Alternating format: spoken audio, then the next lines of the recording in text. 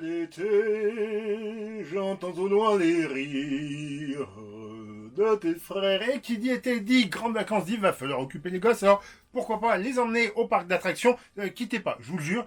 Cette vidéo va parler de voitures et de voitures miniatures. Mais avant cela, mise en contexte. Avant les voitures, il y avait les carrosses. Et avant les carrosses, les chariots qui étaient fabriqués, entretenus et réparés par ce qu'on appelle des charrons. Comme la famille Mack, M-A-C-K. Comme les camions américains, je ne sais pas s'il y a un rapport. La population américaine est en grande partie émigrée d'Europe, donc il y a peut-être un rapport très lointain. Je n'en sais rien. J'ai pas trouvé. Je suis pas généalogiste. Là, on est dans le Bade-Württemberg, en Allemagne. Vous l'aurez compris malgré l'accent chilien. Et on a une famille de charrons qui, vers la fin du XVIIIe siècle, va commencer à produire avec les mêmes outils et les mêmes fabrications, les mêmes mathématiques, hein, puisqu'il faut que ça tienne, des estrades, des gradins, des podiums pour les spectacles, et notamment pour les spectacles itinérants. Donc un truc qu'il faut monter, démonter. Les itinérants, vous savez, les forains, ceux qui ont inventé la fête foraine. Et qu'est-ce qu'on trouvera dans la fête foraine à partir du 19e siècle, fin 19e, début 20e, on va trouver plein de manèges. Donc en 1920, la famille Mack commence à construire des montagnes russes et des manèges, différents types de manèges pour les fêtes foraines. Je saute plein d'étapes, hein, parce que sinon ça va être trop long. En 1975, ils décident de créer un parc d'attractions pour promouvoir leur nouvelle production, ou pas, je suis pas sûr, parce que, en fait, dès le début, et encore maintenant, ils font, même s'ils fabriquent quasiment tout, ils font appel aussi à des prestataires, à des fournisseurs, à des concurrents qui leur fabriquent des... Bon, bref, passons. Alors, pourquoi il va s'appeler Europa Park? Là, j'ai lâché le morceau. Il est pas loin de la frontière avec la France et de la frontière avec la Suisse. Puis dans les années 70, c'est à la mode. Puis après tout, ils ont apporté un concept américain. Donc ils vont se dire, bon, on va faire un parc d'attractions, non pas à l'européenne, mais à l'américaine, mais en Europe. Ou peut-être tout simplement parce qu'au départ, c'était prévu pour s'installer à l'Europa Wire, l'étang Europa, hein, c'est voilà, dans la ville allemande, mais je vais le prononcer à la française parce que sinon c'est catastrophique, du Vieux-Brissac. Et c'est peut-être même déjà catastrophique en français. Bon, bref, ça s'appelle Europa Park, vous avez compris. Et quitte à l'appeler Europa Park, tant qu'à faire, faisons une zone par pays à partir des années 80. Il y aura d'abord l'Italie, et puis ensuite il va y avoir plein de quartiers. Donc il y a l'Allemagne, la France, la Russie, la Croatie, l'Italie, l'Espagne. L'Italie, je l'ai déjà dit, etc., etc., etc. Est-ce que vous vous êtes déjà posé la question, si pour les gens qui connaissent Europa Park, leur mascotte est une souris? Et du coup, je me disais, ils ont apporté ils sont allés voir Disneyland, puis ils se sont dit, oh, ça va marcher la souris. Il paraîtrait, en tout cas, la version officielle, c'est que ça n'est pas du tout inspiré par Mickey. C'est simplement que leur attraction la plus à la mode dans les années 70, c'était ce qu'on traduirait en français par une souris folle. C'est-à-dire un petit wagonnet avec quelques places et qui reste à plat, mais qui fait plein de virages serrés, comme ça on est tous coués. Bon, bref, peut-être. Alors, évidemment, quand vous allez à Europa Park, il y a des montagnes russes. Hein, c'est un peu leur... il n'y a pas que ça, vous vous en doutez.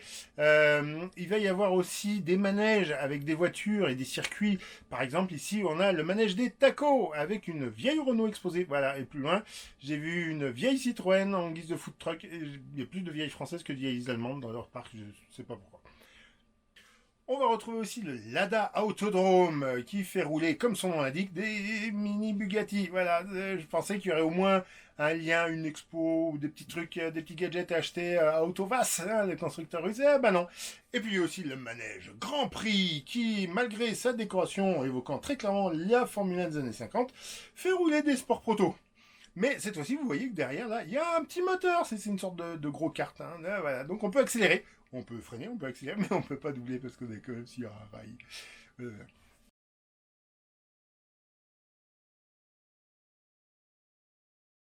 C'est ce qui m'a surpris à Europa Park. C'est peut-être pareil dans les autres parcs d'attractions. J'en avais pas ces souvenirs-là. C'est soit vous aimez les sensations fortes avec les montagnes russes, les grands 8, etc. Il y en a plein de différents. Soit il y a des jeux pour enfants, et puis il y a quand même de chouettes animations et quelques spectacles. Mais à part, c'est joli de s'y balader, mais on finit par s'y ennuyer, non? Mais si je vous parle aujourd'hui d'Europa Park, c'est bien évidemment, si vous vous intéressez aux miniatures récentes, vous le savez, parce que Europa Park a accueilli en 2019, si je dis pas de bêtises, la première Majo Factory. La Major Factory, je vous en reparle juste après. Simplement, on va contextualiser. On est dans un flagship, un flag store, une boutique phare en français, hein, voilà, qui est placée au pied de la maquette Mir, qui elle-même est au pied d'un grand 8 dans le quartier de la Russie. Voilà, alors pourquoi? Peut-être parce qu'il y a un partenariat avec le parc, une animation Alpha Mods PD. Est-ce que c'est la police de l'espace? Je n'en sais rien. Mais toujours est-il que dans ce flag store, on va retrouver effectivement une boutique avec plein de majorettes qu'on trouve plus cher que dans les magasins traditionnels, à peu près 7 euros la voiture. Il y en a certaines récentes qui n'y sont pas. Alors évidemment on trouve plein de Porsche, mais par exemple il n'y avait pas les nouvelles Alpines, donc j'étais un peu déçu. En revanche on trouve des modèles exclusifs, donc il y a une collection spécifique pour le parc, il y a une collection spécifique pour les attractions. Il y en a certaines qu'on peut trouver en ligne, mais tant qu'à faire, on va en acheter une, et on va acheter une qui est pas en ligne et qu'on ne trouve que dans le parc. Et tant qu'à faire, vu que j'y vais en 2025 et que c'est né en 1975, ils ont fait une sortie spéciale une série, pardon. Ils ont sorti une série spéciale, c'est ça, j'ai mis les mots dans le désordre, pour les 50 ans d'Europa Park. Voilà, donc la première miniature que je vais vous montrer, et c'est la seule que j'ai achetée, hein, parce que franchement, je suis désolé, mais c'est trop cher pour ce que c'est cette miniature d'Europa Park. Vous me suivez, on change d'écran. Et donc, on a, vous attendiez à quoi? Un 5008 français? Non, on a principalement des Volkswagen, des véhicules allemands, des Volkswagen, des Porsche, des Mercedes. Et donc, on a, je sais pas comment dire en fait. Bon, c'est la qualité majorette, on connaît. C'est marrant parce que du coup, on a un dessous tout plastique. J'ai l'impression qu'on a plus d'informations qu'à l'habitude écrites en dessous. Donc, il y a peut-être de plus en plus d'informations concernant les voilà, Dickey, Schellenberg modèle. Bon, bref, donc on a plus d'informations, on va dire, légales. Après, bon, on a quand même le logo Majorette, on sait que c'est un Volkswagen T1, etc., etc., etc. On a un joli logo Volkswagen, je sais pas, on le voit pas très bien parce que ça brille, je suis désolé. Ah, bref, le modèle, un des modèles exclusifs qu'on ne trouve que sur place, et j'ai réussi à abîmer dans le retour. Voilà, et il porte, voilà, j'ai choisi celui qui, donc double câble, c'est rigolo, qui porte la pub pour les 50 ans du parc. Voilà, c'est chouette. C'est donc une série exclusive, doublement exclusive, puisqu'il y a Majorette fait ça exclusivement pour Europa Park, mais en plus, celui-là fait partie de ceux qu'on ne peut pas acheter en ligne et qu'on ne peut pas vraiment acheter non plus sur les internets parce que, étonnamment, j'ai regardé, j'en ai pas trouvé. Voilà, je regrette de ne pas en avoir acheté beaucoup et pour les revendre après coup finalement. Alors, c'est une série spéciale Europa Park. Est-ce qu'il y a des gens qui ont acheté des majorettes spéciales Futuroscope? Parce que c'est ma grande question. Il y a longtemps de ça, il y a eu des majorettes spéciales Futuroscope. Est-ce que c'était des majopubs qu'on pouvait trouver un peu n'importe où au hasard, ou est-ce que c'était des majorettes qu'on pouvait trouver que au Futuroscope? Ouais, je n'ai aucune idée, hein, donc je pose la question, et puis si vous trouvez la réponse, tant mieux. On va continuer avec, j'ai évoqué les Alpha Mods PD, donc la police des Alpha Mods. C'est une animation, j'ai pas trop regardé, j'avoue, je sais pas. Donc est-ce que c'est, je crois, une animation, et peut-être des séries de vidéos spécifiques au parc. Et on peut trouver des véhicules. Alors, on peut trouver un véhicule où on peut trouver 5 véhicules. Voilà, le pack de 5 que je vais vous montrer tout de suite, tant qu'à faire, hein, comme ça on enchaîne.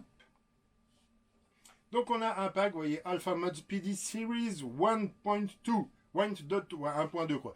Ouais, parce qu'en fait, on peut trouver une version, c'est un peu comme les Pokémon. Voilà, il y a des évolutions.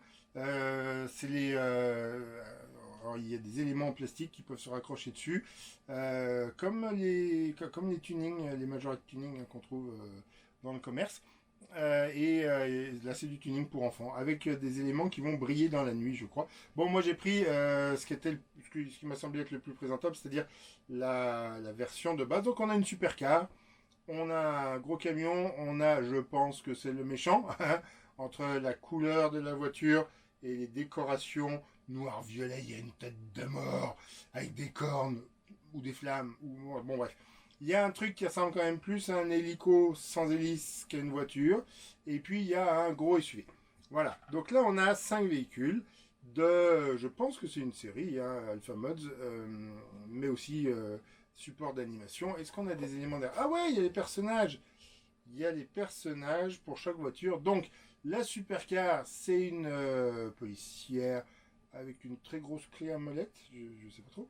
Le camion, lui, il a une grosse clé aussi. Donc, lui, c'est vraiment le dépanneur du coin. Là, on a Venom ou Skeletor. Je sais pas. C'est vraiment... Bon, bref. C'est un véhicule de geek, l'hélicoptère. Et puis là, on a un maigrichon qui doit faire 1m40 de taille. Bon, bref. Voilà, Alpha Mode, Yulbego Experience. Ok, faudra que je vais vous mettre des captures d'écran de ce que c'est Yulbe. Et je vais pas mettre de commentaires dessus. Voilà. Est-ce que j'ai quelque chose à raconter là-dessus? Pas vraiment, hein. Je veux dire, en termes de... Il n'y a rien d'extraordinaire. Ce sont des voitures que on ne peut pas trouver ailleurs. 19,95 € le pack de 5. Voilà, bah, quitte à acheter des choses, des miniatures spécifiques à Europa Park, ben, voilà, autant repartir avec celle-là. Petite subtilité, je ne l'ai pas trouvé, ce pack de 5, dans la boutique au pied de la station Mir.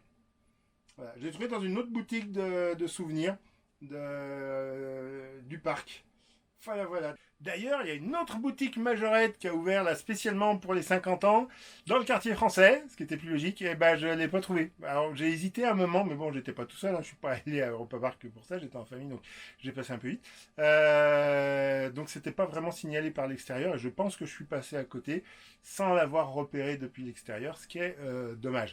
Je vais noter aussi qu'il existe une autre miniature exclusive de Europa Park par Herpa, donc au 1,87e. Sauf qu'elle coûte 19,95 €. C'est vraiment trop cher pour un achat de cette taille. Déjà, avoir payé pas loin de 7 € pour une miniature. Mais bon, elle est exclusive. Et voilà. Bref. Ce qui nous intéresse effectivement ici, c'est qu'il y a une Majo Factory, c'est-à-dire un endroit où vous pouvez venir, il y a un écran, hein, vous posez vos choix, vous choisissez la couleur des roues, de la carrosserie, de l'intérieur, etc., sur un écran géant. Vous payez, ça vous donne un petit ticket que vous donnez au caissier de la boutique. Et après, le caissier de la boutique, il va chercher dans ses petits casiers les différentes pièces et puis il va les assembler sous vos yeux. Voilà, et je me suis posé la question, pourquoi c'était pas automatisé? Pourquoi c'est tout fait à la main? Il fait juste, en fait, poser les pièces qu'on a demandé dans un moule qui permet que ça bouge pas, et hop, il rivette. Je suis sûr qu'il y a moyen de faire une machine. Je veux dire, ils l'ont bien fait pour le restaurant. Donc pourquoi ils ne le feraient pas pour la boutique? Là, ce serait fou. Parce que du coup, c'est un truc que j'ai jamais calculé, mais j'ai regardé des vidéos d'autres personnes qui sont allées voir des Majo Factory ailleurs, parce qu'il y en a d'autres, et c'est partout pareil. Donc en fait, c'est ultra manuel, mais c'est un peu tristoun. D'autant que là, le bonhomme était sympa, mais il parlait que allemand, et que quand moi je suis arrivé, l'écran géant était éteint. Je ne sais pas si c'est pas parce qu'il voulait pas. Je pense qu'il devait partir en pause après, parce qu'il y a un moment où les gens ne pouvaient plus rentrer dans la boutique. Je ne sais pas si c'est ça, ou si c'est juste une malfonction pendant j'en sais rien. Bref, l'intérêt, c'est que vous pouvez choisir d'une factory à une autre différents modèles. Alors forcément, il y aura toujours des Porsche, hein, ça c'est évident. Ici, on peut avoir par exemple la Rimac Nevera ou la supercar des Alpha Mode Speedy. Alors pourquoi la Rimac Nevera? Eh bien tout simplement parce que il y a dans le quartier croate, je pense, une subvention versée par le constructeur. On peut voir dans une boîte en verre la supercar électrique de Rimac, la fameuse Nevera. Et il sponsorise aussi un grand beat autour de Nikola Tesla ou de Voltron, je ne sais pas trop. Et je me suis vraiment posé la question, c'est quoi l'intérêt? Ils vont vraiment chercher à attirer la clientèle d'Europa Park vers une voiture qui coûte dans les 3 millions d'euros? Autant tu présentes cette voiture-là dans un marché professionnel des yachts de luxe, bah, ta voiture elle coûte pas cher. Autant là, Europa Park, la plupart des gens ils viennent en famille, ils sont quand même pas riches les gens qui viennent là, ils vont pas. Je sais pas. Ou alors est-ce que Rimac gagne beaucoup d'argent en vendant des casquettes et des t-shirts avec son logo? Je n'en sais rien. Bref, le bilan que je vais tirer de tout cela, c'est que, bah, en fait, je suis quand même un peu déçu Parce que voilà, je peux le dire après tout. Je n'ai pas peur qu'on arrête de m'envoyer des cadeaux ou des invitations, puisque personne ne m'en envoie. J'ai pas assez d'abonnés pour ça, donc allons-y. Je suis un peu déçu déjà que la Majo Factory ça fonctionne comme ça. J'aurais rêvé, vraiment kiffé d'avoir un truc où c'est un bras automatisé, c'est pas très compliqué à concevoir. Ça coûte pas très cher, mais effectivement, ça coûte plus cher qu'une rifteuse et une trentaine de casiers. Mais le parc en soi, comme je l'ai dit, j'avais un peu peur qu'on puisse s'y ennuyer. Alors, je suis très content d'avoir mes deux petites miniatures exclusives. Dites-moi, vous, ce que vous en avez pensé si vous êtes allé à Europa Park et surtout si vous l'avez trouvé du premier coup, la nouvelle boutique. Et puis si vous y allez, je crois qu'elle est derrière une devanture en fer forgé marron à la fin du quartier français. Voilà, je suis pas sûr, tentez votre chance. Il paraît qu'il y a des choses sympas à y voir aussi. Il y a peut-être des miniatures à côté desquelles je suis passé.